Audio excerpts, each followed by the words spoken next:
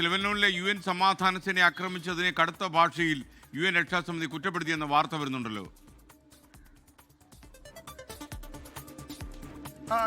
ഇപ്പോഴും ഇസ്രായേൽ കരയുദ്ധവും അതുപോലെ തന്നെ ബോംബാർഡിങ്ങും നടത്തിക്കൊണ്ടിരിക്കുകയാണ് വ്യോമസേന ലെബനോനിലെ മരണസംഖ്യ തന്നെ 1300-ലേറെ ആയി കഴിഞ്ഞു.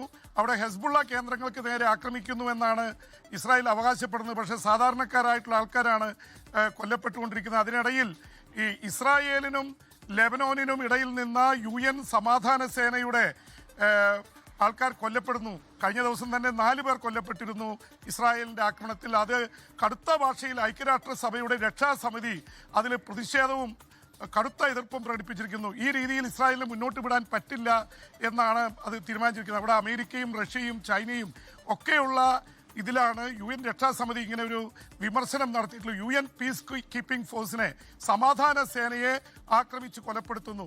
ഇസ്രായേൽ ഇതിനെക്കുറിച്ച് മൗനം പാലിക്കുകയാണ്. ഇസ്രായേൽ പ്രധാനമന്ത്രി ബെഞ്ചമിൻ നെതന്യാഹുവിനെതിരെ വലിയ രീതിയിലുള്ള പ്രൊട്ടസ്റ്റ് ഇസ്രായേലിൽ നടക്കുന്നുണ്ട്. പ്രതിപക്ഷം ഇസ്രായേൽ പ്രധാനമന്ത്രി മാറണമെന്ന് പറഞ്ഞിരിക്കുന്നു.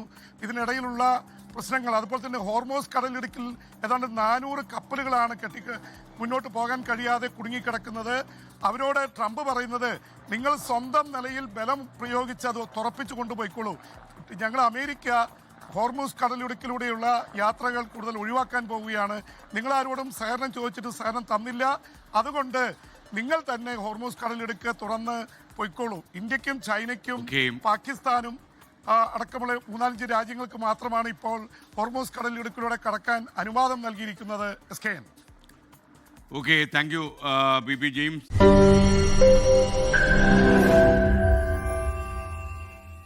ലോകത്തെവിടെയായാലും ഏത് സമയത്തും 24 വാർത്തകളും ഓഗ്മെന്റഡ് റിയാലിറ്റി പാക്കേജുകളും എക്സ്പ്ലെയിനറുകളും വിശദമായി കാണാൻ ഞങ്ങളുടെ YouTube ചാനൽ നിങ്ങൾക്ക് സബ്സ്ക്രൈബ് ചെയ്യാം.